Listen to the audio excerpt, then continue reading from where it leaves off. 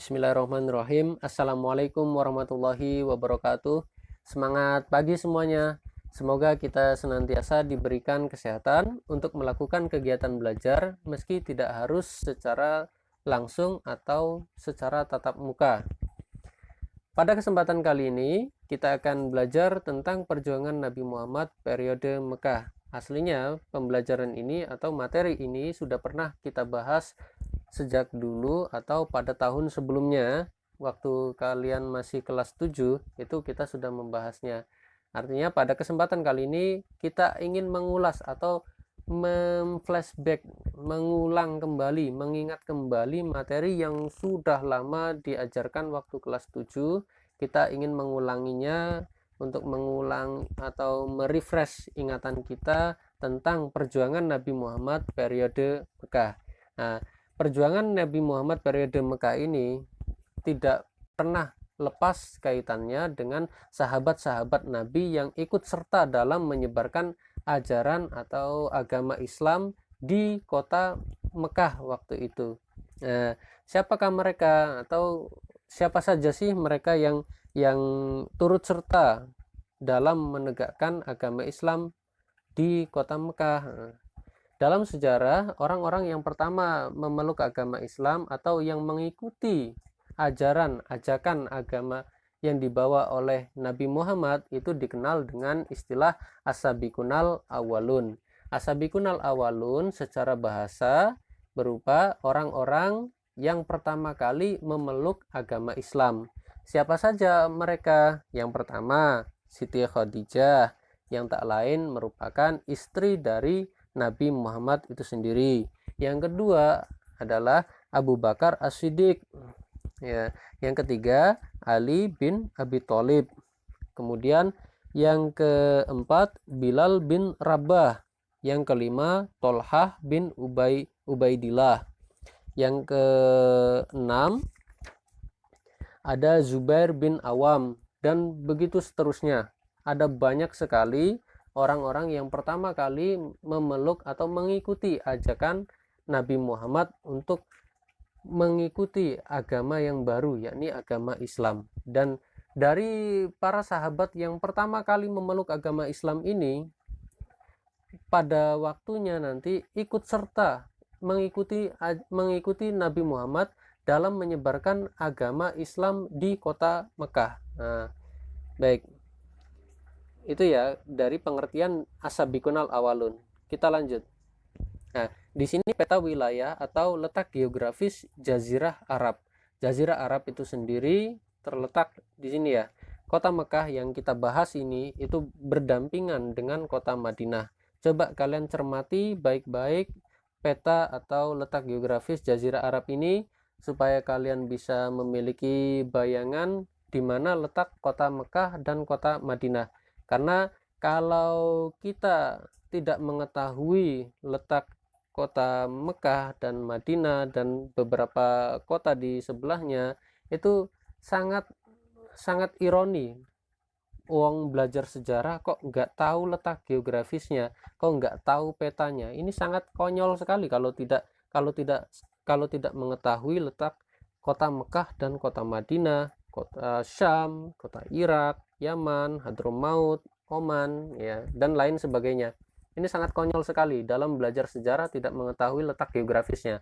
Maka coba kalian cermati baik-baik peta wilayah Jazirah Arab ini supaya nanti ketika ada pembahasan tentang kota Syam, kota Madinah, kalian bisa menerka, oh ternyata kota Syam itu ada di sebelah ini. Nah, dengan kalian bisa mengingat ini, kalian juga nanti bisa memahami alur cerita atau kronik sejarah yang pernah terjadi pada masa atau pada periode Mekah atau perjuangan Nabi Muhammad pada periode Mekah. Nah, karena sejarah perjuangan Nabi Muhammad periode Mekah itu tidak pernah lepas dari letak geografis di sini, ya. Kota Mekah dan kota Madinah ini tidak pernah lepas dari pembahasan tentang sejarah perjuangan Nabi Muhammad periode Mekah. Baik, kita lanjut. Nah, perilaku terpuji yang dimiliki as-sabiqunal awalun, ya. seperti tadi sudah disampaikan ya, ada beberapa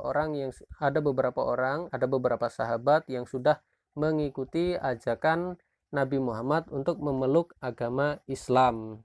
Ya, di antara sifat-sifat yang dimiliki oleh para sahabat itu sendiri, salah satunya adalah semangat dalam menyebarkan ajaran agama Islam.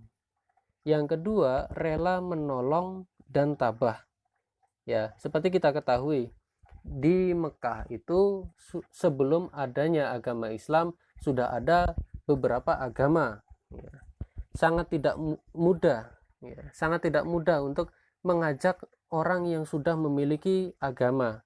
Bahkan Nabi Muhammad pernah dicemooh oleh penduduk Mekah karena mengajak untuk pindah agama. Sampai-sampai Nabi Muhammad dikatain orang gendeng, orang sinting, orang yang tidak waras, karena mengajak penduduk Mekah waktu itu untuk mengikuti agama yang dibawanya, yakni agama Islam. Karena penduduk Mekah sudah memiliki agama, kalau diajak pindah ke agama yang baru yang dibawa oleh Nabi Muhammad, itu sangat konyol sekali waktu itu. Nah, akan tetapi dengan ketabahan yang dimiliki Nabi Muhammad beserta para sahabatnya, ini secara bertahap, sedikit demi sedikit mulai diajak para penduduk Mekah itu untuk pindah atau untuk mengikuti ajaran agama Islam.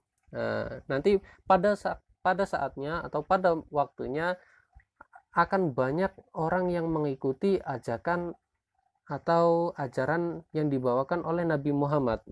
Ya, itu yang kedua. Kemudian yang ketiga, patuh terhadap ajaran Islam. Ya, karena orang-orang yang atau para sahabat ini sudah memiliki keyakinan, kepercayaan yang tinggi terhadap ajaran yang dibawa oleh Nabi Muhammad, maka secara tidak langsung mereka harus patuh terhadap ajaran agama Islam. Nah, ini perilaku terpuji yang dimiliki oleh sahabat-sahabat yang lebih dulu memeluk agama Islam. Baik, kita lanjut. Nah, dakwah Nabi yang dilakukan itu dengan dua cara, karena di kota Mekah itu sangat beragam. Ada beberapa agama yang sudah dipeluk atau dianut oleh penduduk Mekah, maka cara dakwah atau metode strateginya untuk mengajak penduduk Mekah supaya pindah ke agama yang dibawa oleh Nabi Muhammad, yakni agama Islam, itu punya dua strategi. Yang pertama itu secara sembunyi-sembunyi, jadi mulai door to door atau dari rumah satu ke rumah yang lain, atau dari sahabat, dari sanak famili atau kerabat dekat, itu kemudian diajak atau diberitahukan tentang agama Islam. Oh, agama Islam itu seperti ini loh, agama Islam itu mengajarkan seperti ini loh. Nah, ini dakwah yang dilakukan oleh Nabi Muhammad secara sembunyi-sembunyi melalui kerabat dekat, sanak famili, dan lain sebagainya.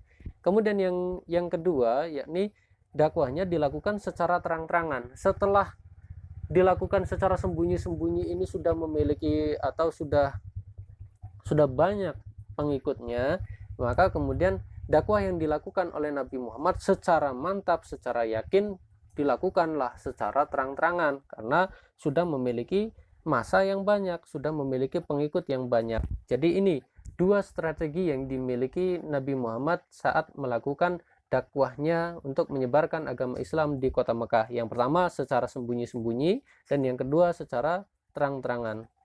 Baik, kita lanjut. Nah, kepribadian asabikunal awalun. Nah, maaf, di sini tokoh atau orang-orang yang pertama kali memeluk agama Islam seperti tadi yang sudah saya sebutkan ya. Yang pertama, orang yang pertama kali masuk Islam adalah Khadijah binti Khuwailid, kemudian diikuti Abu Bakar As-Siddiq, Ali bin Abi Thalib, Bilal bin Rabah, Umar bin Khattab, Utsman bin Affan, Abdullah bin Zubair. Nah, ini merupakan orang-orang yang pertama kali memeluk atau mengikuti ajakan Nabi Muhammad untuk masuk ke agama Islam dan turut serta untuk menyebarkan agama Islam itu sendiri di kota Mekah, dan pada saatnya nanti melakukan hijrah ke kota Madinah dan ikut menyebarkan agama Islam di kota Madinah. Nah, ini mungkin yang bisa saya sampaikan tentang sejarah perjuangan Nabi Muhammad periode Mekah yang diikuti oleh para sahabat Nabi yang pertama kali memeluk agama Islam. Nah, sebagai feedback atau sebagai refleksi, coba kalian pikirkan apa sih yang menjadi penyebab para sahabat rela berjuang dalam menegakkan ajaran agama Islam. Tadi seperti sudah saya sampaikan ya, coba kalian cermati baik-baik. Apa sih yang menyebabkan para sahabat itu kok mau berjuang bersama Nabi Muhammad yang katanya orang Mekah waktu itu Nabi Muhammad adalah orang gendeng, orang yang tidak waras. Tapi kok malah sahabat yang pertama kali masuk Islam kok mau berjuang dan rela mati-matian dalam menegakkan ajaran agama Islam. Coba kalian renungkan baik-baik apa penyebabnya. Coba kalian bisa cari penyebabnya di buku paket pendidikan tarikh kelas 8 atau bisa kalian searching di Google. Kemudian kalau sudah tahu jawabannya, coba kalian tuliskan di kolom komentar di bawah ini. Baik, mungkin hanya ini yang bisa saya sampaikan. Kita ketemu lagi di pertemuan yang akan datang. Saya akhiri. Wassalamualaikum warahmatullahi wabarakatuh.